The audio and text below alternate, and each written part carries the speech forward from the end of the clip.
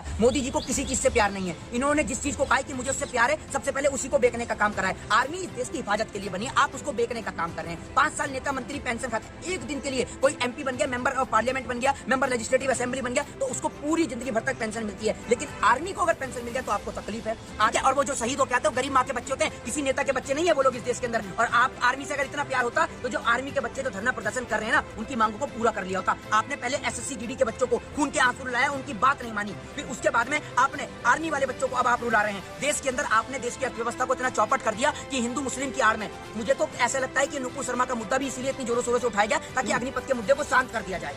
देखिए अग्निपथ जो है, जिस तरीके से देश के आर्मी के ऑफिसर जो हैं, देश के जवान जो बनना चाहते हैं, देश की सरहद की हिफाजत करना चाहते हैं, उनको चौकीदार बनाने का प्रयास भारतीय जनता पार्टी की तरफ से लगातार किया जा रहा है कि उनको चौकीदार बना दिया जाए, उनको सरकार का गुलाम बना दिया। मोदी जी जो अग्निपथ योजना है उसके विरुद्ध में अभी भी छात्र हैं, लेकिन सरकार कंटिन्यू कह रही है कि अच्छी योजना। देखिए सबसे पहली बात तो ये कि आज मेरे को वाकई में आप जैसे पत्रकार को जो है मैं लगातार ट्रोल भी करता हूँ, लेकिन आपने आज बहुत वाजिब सवाल किया है, इसकी मैं प्रशंसा भी करूंगा। लेकिन मैं आपको एक बात बता दूं, क्योंकि पूरे देश में हिंदू और मुसलमान के सिवा कुछ नहीं चल रहा है। पूरे देश के अंदर जो है नुपुर शर्मा हो गया या हिंदू मुसलमान हो गया, सिर्फ यही चल रहा है। लेकिन आपने जो अग्निपथ का सवाल किया, देखिए अग्निपथ जो है, जिस तरीके से देश के आर्मी के ऑफिसर जो है, देश के जवान जो बनना चाहते हैं, देश की सरहद की हिफाजत करना चाहते हैं, उनको चौकीदार बनाने का प्रयास भारतीय जनता पार्टी की तरफ से लगातार किया जा रहा है कि उनको चौकीदार बना दिया जाए, उनको सरकार का गुलाम बना दिया जाए। अभी आप ये देखिए सीधे तौर पर जिस तरीके से छात्रों ने प्रदर्शन किया, प्रोटेस्ट किया, उन पे पुलिस ने हिरासत में भी लिया, उन पे कानून कार्रवाई भी करी, लेकिन उनकी कोई भी समस्या का समाधान नहीं हुआ है। और सबसे बड़ी बात कि भारतीय जनता पार्टी के नेता इतने नीच किस्म के लोग हैं ये लोग कि अपनी पेंशन बंद करने के लिए कोई नहीं बोलेगा। एक नेता अपनी पेंशन बंद करने के लिए नहीं बोलेगा कि मैं देश के लिए अपनी पेंशन छोड़ दूंगा, लेकिन आर्मी वालों को पेंशन मिलती है तो सबके दिल में एक तरफ से दर्द होता है। क्यों आखिर दर्द होता है? इस देश के अंदर आर्मी जो है वो आपकी और मेरी हिफाजत करती है। वो तो बोले हिफाजत करने वाले ज्यादा से ज्यादा लोगों को मौका मिलेगा युवाओं को। अरे तो ज्यादा से ज्यादा अगर युवाओं को मौका मिलेगा तो ये मौका लेने के हकदार भारतीय जनता पार्टी के नेता अपने बच्चों को बनाए ना।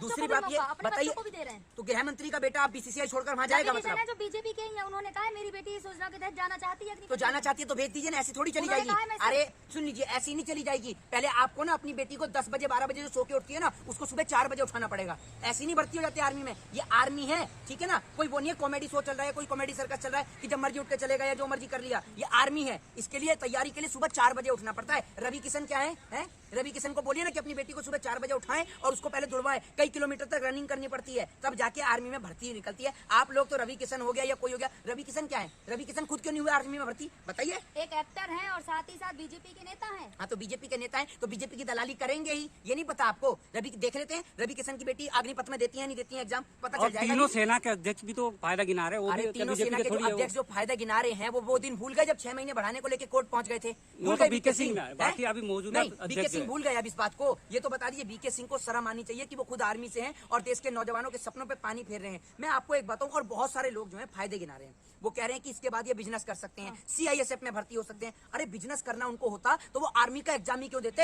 ये बताइए। डिग्री मिलेगी, 11 लाख रुपए मिलेंगे। क्या आप जानती है, एक मिनट, आप चाहती हैं इस देश के अंदर जब एक आर्मी का जवान सरहद की ड्यूटी से वापस लौट के आए तो उसको कोई रोजगार ना मिलके वो ऑटो ड्राइव करे? हैं, ऑटो ड्राइव करके और पीछे लिखवा रखा, एक मिनट, पीछे लिखवा रखा पूर्व सैनिक, तो आपको अच्छा लगेगा? बताइए। सरकार और यूपी सरकार ने तो कह दिया रोजगार देंगे सबको। अरे तो रोजगार देंगे सबको, तो रोजगार में सबको नेता बना दीजिए। एक काम कीजिए, 4 साल के लिए प्रधानमंत्री का कार्यकाल कर दीजिए। हर चीज ठेके पे है ना, 5 साल के लिए है तो प्रधानमंत्री जी का कार्यकाल 5 साल के लिए है। तो आप इसका 5 साल क्यों नहीं कराया? अग्निपथ का क्यों नहीं करा जानती हैं? क्योंकि जहां 5 साल हो गई वहीं पेंशन मिलनी शुरू हो जाएगी, सरकारी सुविधा मिलनी शुरू हो जाएगी। देश के जवान के प्रति इतनी नफरत क्यों? सिर्फ एक सवाल, क्या देश का जवान जो नहीं ये नफरत ही है। आप चंद पैसे सुन लीजिए, हाँ, तभी आर्मी को भी नीलाम कर दिया आपने, तभी आपने आर्मी को भी नीलाम कर दिया। मोदी जी को किसी चीज से प्यार नहीं है। इन्होंने जिस चीज को कहा है कि मुझे उससे प्यार है, सबसे पहले उसी को बेचने का काम करा है। आर्मी इस देश की हिफाजत के लिए बनी है, आप उसको बेचने का काम कर रहे हैं। 5 साल नेता मंत्री पेंशन खाते हैं, एक दिन के लिए कोई एमपी बन गया, मेंबर ऑफ पार्लियामेंट बन गया, मेंबर लेजिस्लेटिव असेंबली बन गया, तो उसको पूरी जिंदगी भर तक पेंशन मिलती है। लेकिन आर्मी को अगर पेंशन मिल जाए तो आपको तकलीफ है। आर्मी के जवान इस देश के खातिर तिरंगे में लिपट कर आते हैं, गरीब माँ के आपने देखा नहीं मोदी जी को कितना आर्मी से प्यार है। दिवाली मनाने जाते हैं, आप भी सवाल खड़े कर रहे हो। आप दिवाली अगर मनाने जाते हैं ना, सुन लीजिए, आप सवाल खड़े करने जाते हैं, मेरे घर से आर्मी में है, ठीक है, हमारे घर से आर्मी में, हम जानते हैं, ठीक है। और वो जो शहीद हो क्या होते हैं, वो गरीब माँ के बच्चे होते हैं, किसी नेता के बच्चे नहीं है वो लोग इस देश के अंदर। और आप आर्मी से अगर इतना प्यार होता तो जो आर्मी के बच्चे जो धरना प्रदर्शन कर रहे हैं ना, उनकी मांगों को पूरा कर लिया होता। आपने पहले एसएससी जीडी के बच्चों को खून के आंसू रुलाया, उनकी बात नहीं मानी, फिर उसके बाद में आपने आर्मी वाले बच्चों को अब आप रुला रहे हैं। देश के अंदर आपने देश की अर्थव्यवस्था को इतना चौपट कर दिया कि हिंदू मुस्लिम की आड़ में, मुझे तो ऐसा लगता है कि नुपुर शर्मा का मुद्दा भी इसलिए इतनी जोरों शोरों से उठाया गया ताकि अग्निपथ के मुद्दे को शांत कर दिया जाए। हिंदू मुसलमान बीजेपी लेके ही जब आती है, जब इनको शांत कर रहा हूँ मुद्दों को। मनोहर लाल खट्टर जी ने भी कहा है कि जो अग्निवीर आएंगे 4 साल बाद उनको हम नौकरी देंगे। ये जो खटारा जो मुख्यमंत्री हैं हरियाणा के, खट्टर है, खटारा है, खटारा ही है। खट्टर। हाँ, जो खटारा जो मुख्यमंत्री है, खटारा है, खट्टर नहीं है। मुख्यमंत्री के लिए आप ऐसी बात कर रहे अरे हैं। मुख्यमंत्री के लिए ही ऐसी बात करेंगे ये हरियाणा तो के सही से मुख्यमंत्री। लीजिए। क्या केस सही से लें? श्री मनोहर लाल खट्टर है? जब प्रधानमंत्री जी से ठीक से बोला जाता है बेटी बचाओ बेटी पढ़ाओ को बोलते हैं बेटी बचाओ बेटी पढ़ाओ। वो तो जुबान फिसल जाते हैं मोहित जी, उसी को लेकर कब तक चलोगे? फिसलती है, टैरी प्रॉम्प्टर देख के ठीक से पढ़ नहीं पाते, लप लप कर देते हैं, यूं करके टैरी प्रॉम्प्टर जैसी बंद हुआ उनकी बत्ती सी गुल हो जाती है। क्या है ये? सम्मानित पदों का ध्यान रखें। अरे सम्मानित पदों का पूर्ण ध्यान है हमें, पूर्ण ध्यान है। क्या उनको आर्मी का ध्यान नहीं है? हैं? तो आर्मी के लिए अच्छे के लिए लाए ना, आप मानते क्यों नहीं? आपको तो विरोध ही करना है। सुन लीजिए मेरी बात, आर्मी के अच्छे के लिए क्या लाए हैं? क्या फायदा हुआ? वो जल्दी रिटायर होंगे तो नए नए युवाओं को मौका सुन लीजिए मिलेगा। अब मेरी बात सुन लीजिए। शरत पे क्या होगा? शरत पे ये होगा कि आप पक्की हैं तो आप गोली खाइए, मैं तो 4 साल बाद हट जाऊंगा, मैं क्यों आगे? मोहित जी अभी जो है आरक्षण दे रहे हैं ना, 25% युवा हैं जिन्हें फिक्स कर देंगे। 25% आरक्षण है, दे रहे हैं ना, कहा है ना देंगे। पढ़ा है अपने ठीक से नियम? अप टू है ना, अप टू का मतलब समझती है? हाँ, समझते हैं। ज्यादा से ज्यादा 25%, फिक्स नहीं है 25%, अप टू में 25% है, ठीक है ना? तो 25% का मतलब 1% भी दे सकते हैं, 2%। मान लीजिए 1000 वैकेंसी निकली, ठीक है? अब आप मान लीजिए 1000 का 25% में कितने लोगों को भर्ती करेंगी? 15, 20, 25, इससे थोड़ी कर देंगी। तो आप ये बताइए बाकी के लोग कहाँ जाएंगे? बाकी के लोग कहाँ जाएंगे? घर आएंगे, उन्हें 11 लाख रुपए बाकी अपना रोजगार करेंगे। अरे मैं आपसे क्या कह रहा हूँ, अगर उन्हें रोजगार करना होता तो अपनी जिंदगी क्यों लगाते? अपनी जिंदगी के वो कीमती पल देश की हिफाजत के लिए जो उन्होंने तैयारी करी है अपने तिरंगे। एक आप योजना का विरोध कर रहे हैं, युवा बाप को से पता है, पहले युवा पता पहली वोट बार क्या कह रहे अरे सुन लीजिए बाप से पहले बेटे को रिटायर कर देंगे आप, हैं? ये बताइए। और दूसरी बात ये 23, 24, 25, 26 साल की उम्र में, 26 साल की उम्र में बंदा रिटायर। प्रधानमंत्री तो रिटायर्ड नहीं हुए अब आपको पता तक। है युवा क्या कह रहे हैं? प्रधानमंत्री तो रिटायर्ड नहीं हुए अभी तक। प्रधानमंत्री की कितनी उम्र है? प्रधानमंत्री के अभी भी 16 साल के कुंवारे लड़के हैं। ये बता दीजिए मुझे, प्रधानमंत्री क्यों रिटायर नहीं हुए? आपको पता है, जब इस देश के अंदर प्रधानमंत्री को तो जनता रिटायर करेगी ना। देश के अंदर 50 साल का बूढ़ा व्यक्ति प्रधानमंत्री बन सकता है, जब इस देश के अंदर 60 साल के बुजुर्ग आदमी राष्ट्रपति बन सकते हैं, उपराष्ट्रपति बन सकते हैं, तो इस देश के अंदर एक नौजवान जो 30-32 साल की उम्र तक पूरा जवान चलता फिरता रहता है, एक युवक 32, 34, 35 साल की उम्र तक चलता आप है। योजना का बात विरोध की कर रहे हैं, नौकरी लेकिन दे युवा तो को रहे पता है हैं। क्या? युवा कह रहे हैं चाहे 4 साल हो चाहे 11 साल, देश की हिफाजत करना है, 4 साल भी मौका मिल रहा है तो बहुत है। कौन युवा कह रहे हैं? बहुत सारे युवा कह रहे हैं। सोशल मीडिया पे रवि वीडियो किशन देखिए युवा ना। हैं। सोशल मीडिया पे वीडियो देखिए कितनी ज्यादा तो ट्रेंड ये मुझे बता दीजिए, इतने सारे जो बच्चे निकले हुए हैं अग्निपथ में, ये सारे देशद्रोही होंगे, आतंकवादी हैं, टेररिस्ट है, खालिस्तानी है, पाकिस्तानी है, या ये विपक्ष के बुलाए हैं? कौन है? विपक्ष के भड़काए हुए बच्चे। विपक्ष के। अगर विपक्ष के पास इतना वोट है तो विपक्ष में कैसे? ये बता दीजिए। आप रवि किशन वोट है तभी वो विपक्ष अरे में मैं है। तो आपको इतने दिन से समझा रहा हूँ, आपके तो अब तक दिमाग में भेजे में बैठी नहीं है, आप तो अभी भी बीजेपी की दलाली करती हैं।